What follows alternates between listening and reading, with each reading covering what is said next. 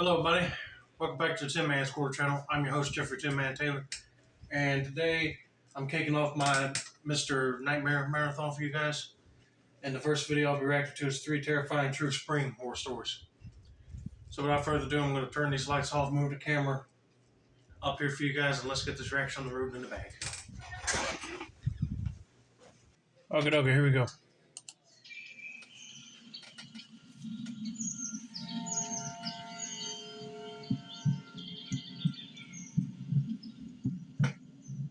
I'm a single guy in my mid-30s. This happened a few years ago during a somewhat depressing period in my life. I had just broken up with my girlfriend of 5 years, the girl I thought I'd be marrying one day and starting a family with. It's safe to say I was pretty lost at that time. I can't lie, the psychological damage of the breakup was pretty severe. I spent entire weeks sulking and forgetting to take care of myself. I'd wake up, talk to no one, go to work, talk to no one, and come home to spend the rest of the day in bed. The weekends were even worse. I'd forget to eat, and I wouldn't leave the house.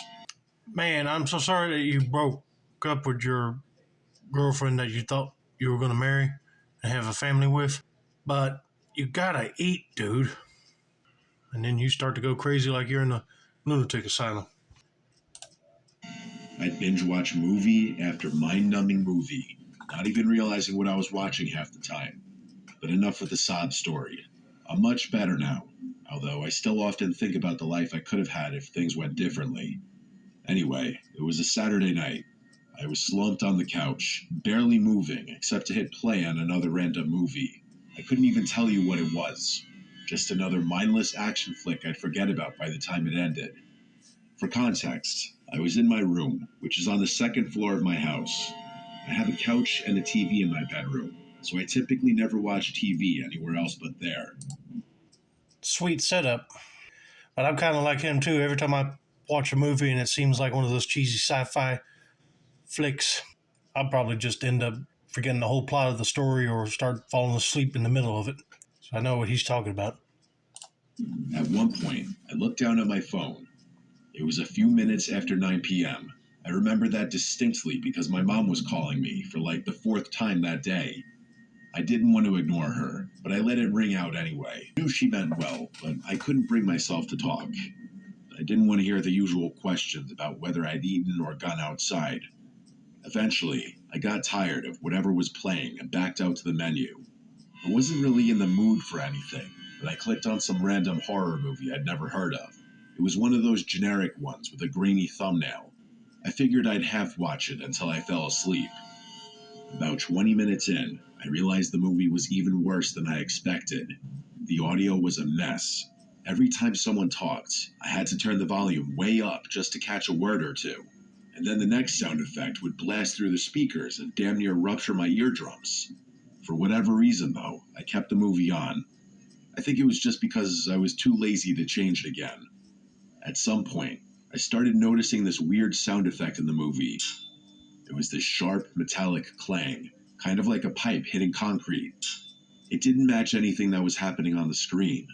No one was holding metal, and no one was in a warehouse or anything like that. It wasn't timed with the scares either. That would be scary. You're watching a movie that you've never seen before, and all of a sudden you hear a metallic object being hit against something, and there ain't no metal object in the person's hand in the movie. I'm thinking somebody broke into his house for some odd reason, making that noise. But I don't want to jump ahead with any theories, so let's continue on with this guy's story and see what happens next. It would just show up every minute or so, like the director had accidentally looped it or something. Same exact sound, same volume, and same pitch. It was almost too consistent to be a coherent sound design choice. That, plus the fact that the rest of the audio was mixed so poorly, made me question how the movie had even made it to streaming platforms. The poor quality of the movie actually made it harder to turn off, partly because I was enjoying criticizing it, but also partly because I needed to see how something so terrible would play out. About halfway through, I got up to use the bathroom, and for whatever reason, I actually paused the movie instead of not caring enough about what was going on. When I got back and sat down, I grabbed the remote and hovered over the play button, but Right as I was about to press it, I heard that sound again. That same sharp metallic clang, except this time the movie was paused. I froze for a second, just staring at the screen. No audio, no movement. The sound had been clear as day, and it had come from somewhere inside the house. That's when it clicked. It had never been part of the movie. I stayed completely still, trying to make sure I hadn't imagined it. I watched the paused scream and just listened, hoping my mind had just been playing a trick on me. But then, about 45 seconds later, there it was again. The exact same clang. I didn't waste another second. I immediately jumped up, grabbed a knife from my desk, and started moving room to room, frantically checking every place someone could possibly be hiding. Every room in the house was clear, though. There was no one. In fact, there were no signs that anything was out of place either. But as I walked back up the stairs with my heart still pounding, I heard the clang again. It wasn't as loud this time, meaning it must have been coming from my room, where I had been watching the movie. But I had been sitting there the whole time, so that didn't make any sense. That's when it hit me. I had a few windows open. It was spring, and the weather had finally started warming up, so I'd gotten into the habit of cracking them in the evenings to let some air in. I started thinking maybe the sound wasn't coming from inside the house at all. Maybe it had been coming from right outside the house this whole time. It didn't have to be the sound in the movie. It could have been noise coming from outside, since he just said that the windows cracked open. Make me jump too if I kept hearing noises while watching a movie. I don't know why, but that thought scared me even more. I went over to the window and pushed the curtain aside just enough to get a look at the backyard, and there it was. One of the deck chairs was sitting out in the middle of the lawn, maybe 20 feet from the house. And standing next to the chair was a kid, a young kid. I couldn't really make out any of his facial features given that it was so dark out, but the silhouette was way too small to be an adult. It was 100% a little kid. He was holding what looked like a PVC pipe, which explained the noise I had been hearing. He must have seen me, because as soon as I looked out the window, he smacked the pipe against the chair. I instantly stepped away from the window and felt my body start filling with fear. I know it sounds silly that I was afraid of something like that, but I couldn't fathom what that kid was doing outside my house. Did he have some kind of mental disorder? It didn't make sense. And then I thought about the fact that he must have been standing out there for nearly an hour, which freaked me out even more. I tried to slow my breathing and think rationally. Maybe the kid was lost. Maybe he had wandered off from a nearby house and didn't know how to get back. I told myself I couldn't just stand there and do nothing. So I went down the stairs and made my way through the house toward the back door, trying to keep calm. I even turned on the porch light, thinking it might help the kid feel less spooked, or at least give me a better look at him. As I was turning the doorknob, I froze. Something about it felt wrong, like I was walking into some kind of trap. If that kid were really lost, wouldn't he ring my doorbell or call out to me through my window? And even if he were too scared to, and ultimately decided that banging a pipe against one of my chairs was the best option, would he really stick to that strategy after a whole hour? It was insane. Something in my gut told me not to go outside, so I slowly backed away from the door. I crept over to a small window just left of the door, one that overlooked the porch and part of the backyard. I kept the light off behind me and slowly tilted the blind with 2 fingers, just enough to see through without drawing attention, and there they were. There were 2 men, wearing all black, crouching below my back door, as if ready to ambush me the second I opened it. I must have stared too long, because one of the men suddenly turned his head and locked eyes with me through the glass. I dropped the blinds and instantly dialed 911. I was halfway up the stairs when I heard banging on the back door. Those guys were trying to break in. I sprinted to my bathroom and locked the door. By that point, I was having a full-on panic attack. I felt like I couldn't move. I was struggling to breathe, honestly. Shortly after I got to the bathroom, I heard a crash from downstairs, followed by the sound of footsteps walking around below me. Those people were in my house. I heard a set of footsteps walking up the stairs, and I held my breath as they made their way down the hall. I saw the bathroom doorknob turn ever so slightly, followed by a loud bang, like they were trying to kick the door down. That made me lose it. I yelled at the top of my lungs that the police were on the way. The person on the other side of the door instantly ran back down the stairs. A few seconds later, I heard one of the doors slam, then silence. The police arrived shortly after that, and I told them everything. There wasn't much they could do. I didn't have any cameras, and I wasn't even able to give them any valuable information. The one thing that made them take things a little more seriously was the fact that there was a child involved. According to the police, that kind of involvement suggested whoever these guys were, they weren't just impulsive criminals. They were willing to go way further, and that was the scariest part for me, too. I don't like thinking about the poor kid's involvement in the whole thing. Every explanation I came up with is equally sickening. The police told me I was likely the target of a random attack, but the whole scheme was just way too elaborate, in my opinion. Nothing has happened since, though, and I've since moved on with my life. I just really hope that kid is somehow safe, even though I know the odds are slim. The dude already is getting over a breakup. Number two, he's trying to enjoy a movie, but he keeps hearing a clatter noise, right? And it turned out to be a young kid hitting a PVC pipe against a lawn chair. That would freak me out too, because I'd be like, what in the world is this kid doing out here in the middle of the night? But then it's scary that there's two grown men just sitting by near the door just waiting to ambush him. But I don't know why they wanted to pick his house in particular either. Unless, like the cops said, it was a random attack. But it's sickening that they got a kid involved too. But yeah, I hope he won't be in hold against his will, just to lure that guy towards the door. And I hope he did get away from them guys.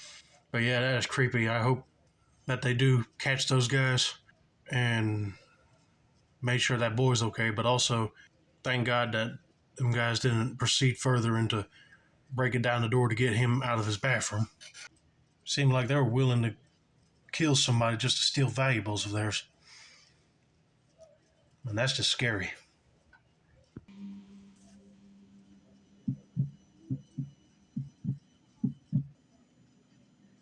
It's currently 2024 as I'm writing this. I'm a senior and I'm graduating in a couple weeks. Let me give you all a very brief rant. I never understood how most of my friends could survive a whole week-long spring break trip to Miami or some other party destination. I simply can't. So for every year of college, spring break was an excuse for me to just go home and relax. This past spring break was no different. I'd essentially be going off the grid for a week, taking a break from grueling schoolwork and mindless drama. Yeah, back when I was in school, that's what I always looked for, spring break, just to get away from doing a lot of schoolwork and then hoping we could plan a trip. But anyway, let's continue on with this guy's story. I was actually really pissed because I had been working on a flawless regrade request for a midterm I'd just taken, and my scummy TA denied it for no good reason. But anyway, it was a Monday morning. I didn't really have any plans, just needed to get a workout in, but that was about it. I've always been a morning workout guy. It's the one thing that makes me feel like I have my life together. So even though I was home for spring break and technically had nothing to do, I still set my alarm for 6 a.m. and forced myself out of bed. I figured if I got to the gym early enough, I could beat the rush. By 6:20, I was already dressed, out the door, and on the road. The drive to the gym takes about 15 minutes, mostly back roads through quiet residential neighborhoods. Nothing ever really happens out there. It was definitely a nice place to grow up in, but a little boring once I got older and all my childhood friends started moving on with their lives. I was driving along listening to some YouTube beats when something strange caught my eye. There was an ice cream truck parked along the curb, just sitting there, engine off, no lights. That wouldn't have been weird in the summer, I guess, but this was mid-March. It was still kind of chilly out. All the kids were still in school, too. There was no reason for an ice cream truck to be sitting there at 6:30 in the morning. Yeah, that's a little strange because usually ice cream trucks come out when it's a little bit warmer and they roam around places where children and parents are at, not just sitting parked somewhere early in the morning in spring. So something tells me that this is probably not a real ice cream man. He's using that as a cover for something else. It looked completely out of place. As I drove past the truck, I slowed down just enough to glance through the driver's window. It was empty. By the time I turned the corner and left it behind, I found myself thinking more about it than I should have. I don't know why. The sight just felt a little bizarre. It wasn't just that it was too early in the year for ice cream trucks. It was that I couldn't remember ever even seeing one in my neighborhood at all. Not even when I was a kid. My area just wasn't that kind of place. As weird as the whole thing was, I quickly dismissed it and proceeded with my workout. After the gym, I got a quick bite to eat and headed home, feeling like I'd actually done something with my morning. But as I turned onto the same street from earlier, the ice cream truck was still there, in the same exact spot. That made me pause. I figured someone would have called it in by now. This is the kind of neighborhood where people are really uptight and get twitchy if you park too long in front of their house. That actually reminds me of a time when some grumpy woman gave my friends and I crap for parking in front of her house, even though we were waiting for our other friend who lived right next door. I say that to say that I'm not crazy for expecting someone to have called the police about the truck. Curiosity got the better of me. Instead of heading straight home, I circled around the block to pass the truck again, just to see if someone was inside it now, and someone was. As I drove past the second time, I must have been a little too obvious with how slowly I was driving, because the guy in the front seat locked eyes with me for a few seconds. He looked really off. He had this long, almost cartoonishly pointed nose and a scraggly beard that looked like it hadn't seen a razor in years. He genuinely looked like someone who lived in his vehicle, and it rubbed me the wrong way. I drove straight home after that. My parents were both at work, so I had the place to myself. I spent the next few hours just killing time. Sometime in the afternoon, I walked down the driveway to check the mail. As I got to the end of the driveway, I glanced down the street and nearly died inside. It was that same ice cream truck from before. It was parked across the street, about 3 houses down. It wasn't facing me, but I had a feeling it wasn't just a coincidence. I didn't move for a second. I just stood there, trying to make sense of what I was seeing. Had that guy really followed me home? I knew he had. There was no other explanation. Oh God, I hope not. That would be scary to see an ice cream truck just parked in a random spot in your neighborhood and the guy ain't even serving ice cream to nobody.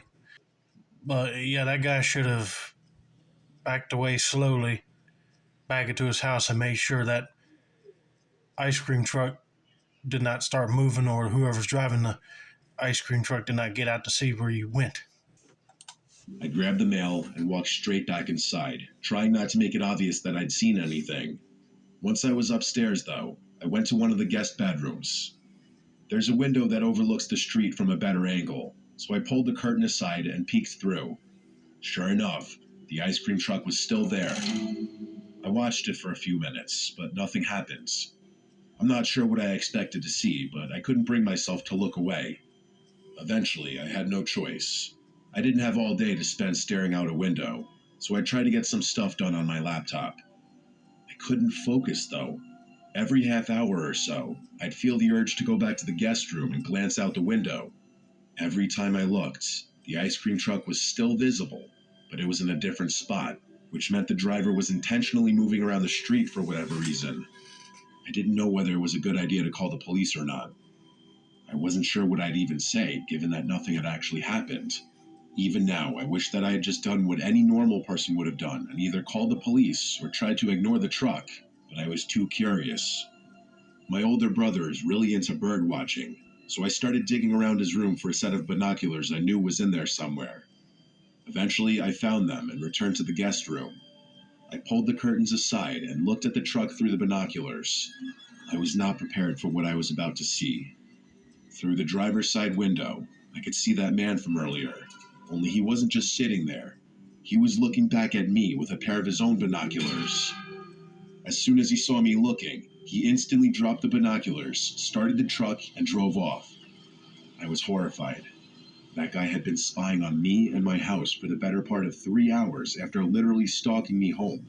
That's when I finally called the police. I didn't even know what I was expecting from it. I just didn't know what else to do.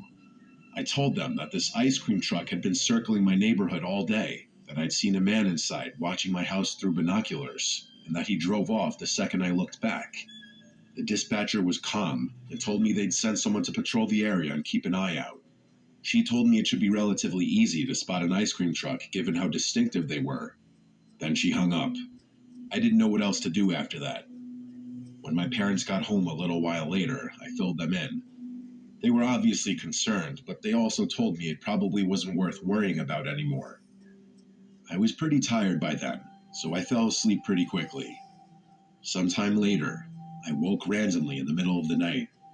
Instinctively, I grabbed my phone off my nightstand. It was sometime just after 3 a.m. I sat there in bed, trying to figure out what had woken me up, when I heard it. Music.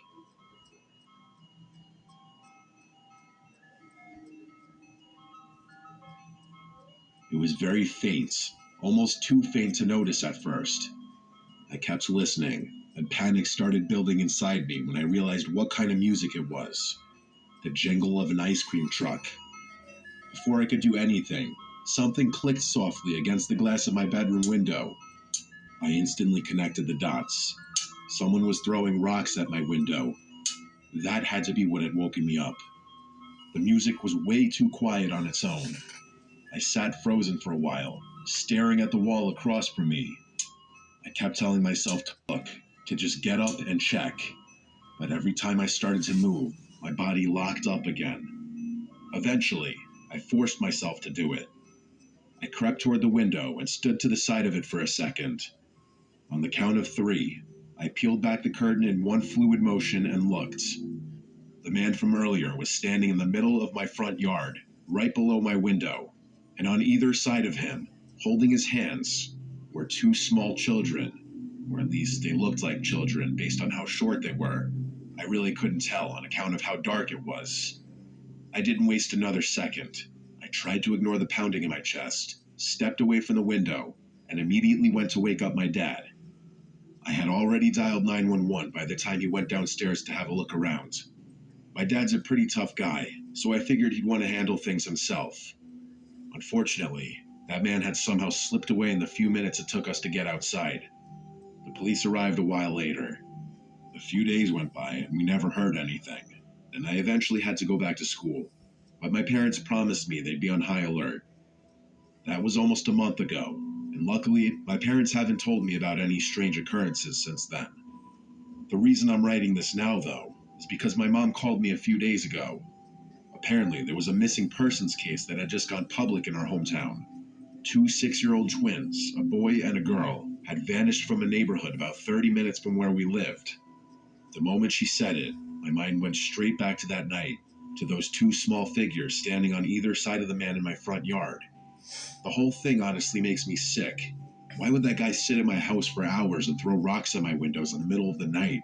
And why even go to those lengths if he was involved in something as serious as a kidnapping? Maybe he was worried that I had somehow caught on to what he was doing, but if he had really taken those kids, wouldn't attention be the last thing he'd want? And then there's the kids themselves. I wonder if they were already with him when I first saw the truck that morning, or were they somewhere else? I really can't stop thinking about it. The only explanation I can come up with is the type of person who'd kidnap a child doesn't think like normal people do, which is why that man would risk getting caught just to freak me out.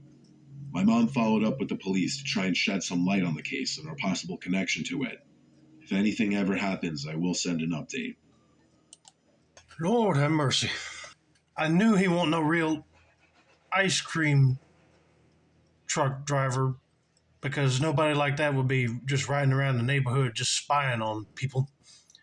And then the fact that he's a kidnapper and he had those 2 missing twins, he probably lured them with the ice cream truck and grabbed them and took off. But yeah, that's creepy. But I'm surprised that the police did not even locate his ice cream truck. It should stand out perfectly. If he just went down and got his dad while he had the police on the phone, then they probably would have got out there and saw him and grabbed that guy. But I hope they do catch him because that is just disturbing. that people will use an ice cream truck as a cover for kidnapping people. All right, let's get on to the final story.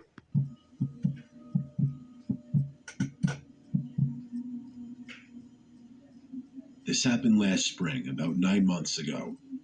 I'm a sales associate for BMW, so my weeks are pretty busy. When I'm not at the dealership, I'm answering my phone. Because of all the phone work involved, sometimes I feel like I have more to do when I'm not at the dealership, as funny as that sounds. Because of the nature of my work, I pretty much have to answer my phone every time it rings, especially when it's an unknown caller. So, as you'd expect, I get a lot of scam calls, but I have no choice but to answer, just in case it's a client or an interested party. One night, sometime after 10 p.m., my phone started ringing. It was a number my phone didn't recognize. Normally, I would have picked up without thinking, but this time I was already in bed halfway through winding down. Something about how late it was just made me let it ring out. They didn't leave a voicemail. I figured if it was important, they'd leave one. But a few minutes later, the same number called again. I sat up and answered it. I was a little irritated, but I still tried to keep my voice polite, just in case it was someone serious. At first, all I heard was static, just this thick, uneven fuzz. I was about to hang up when I caught something underneath it. A voice. I held the phone closer and listened.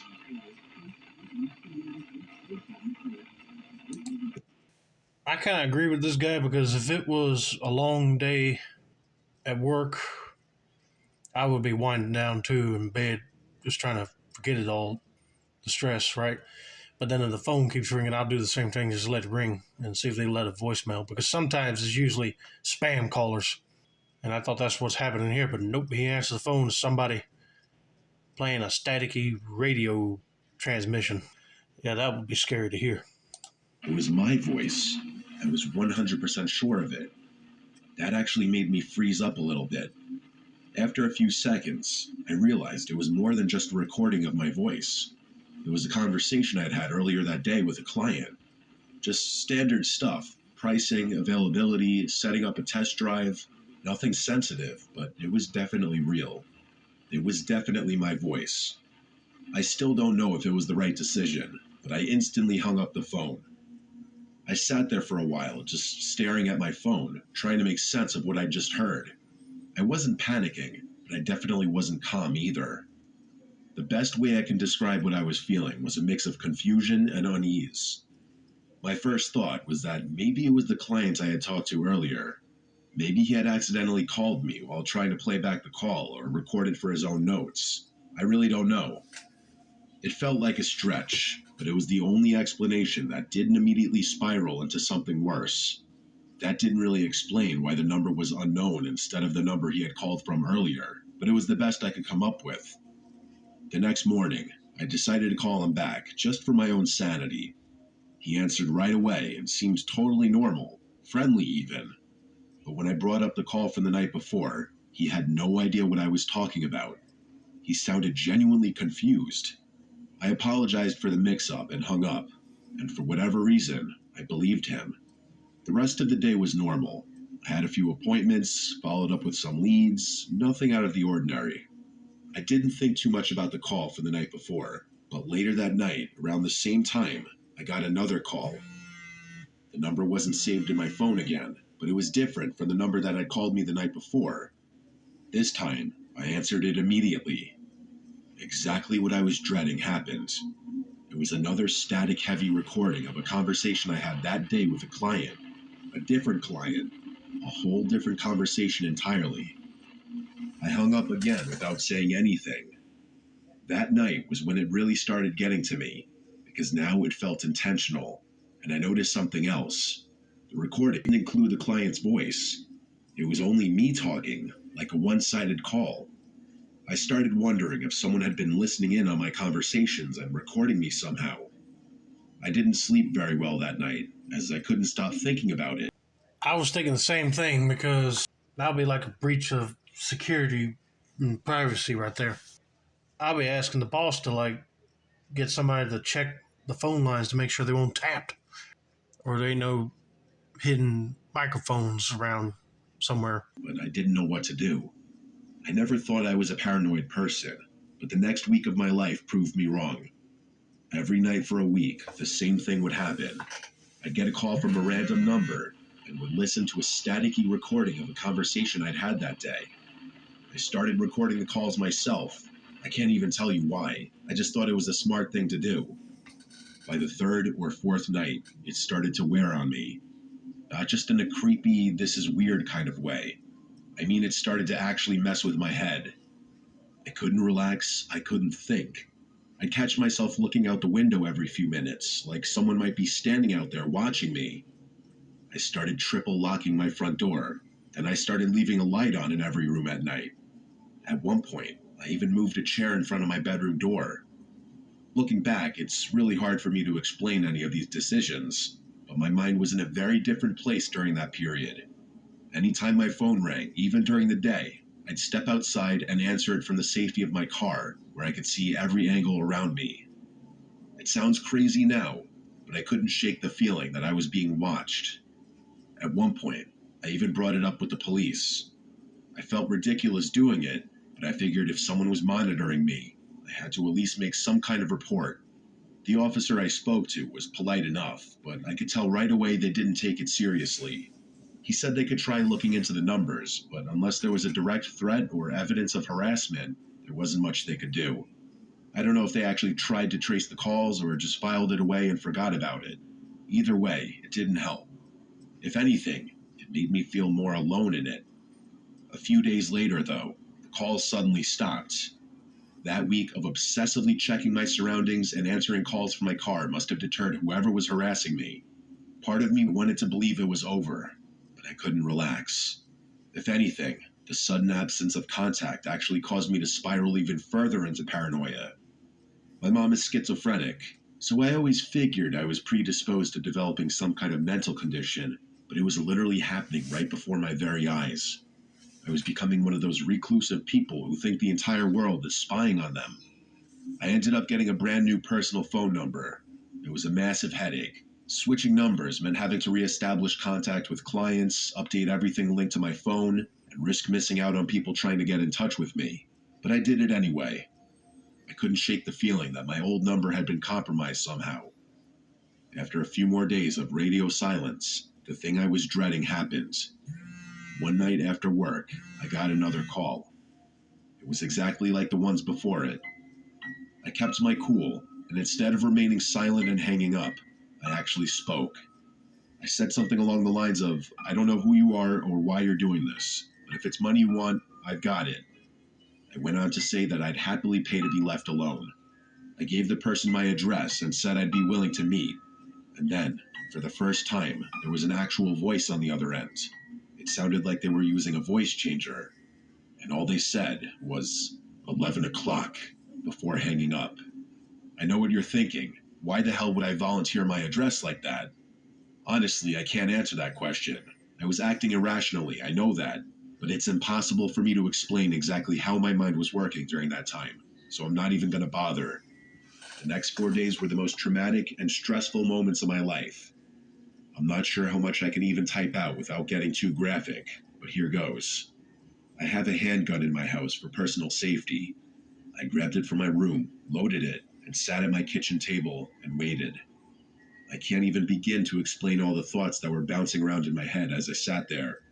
I contemplated a lot of things in those 4 hours. I'd go as far as to say that had it not been for sheer chance, I might not be typing this out right now. Just thinking about that night gives me a sickening feeling. 11 p.m. came and went, and no one showed up. There's no telling what I would have done had they actually showed up. I ended up sleeping at the kitchen table with the gun in my hand.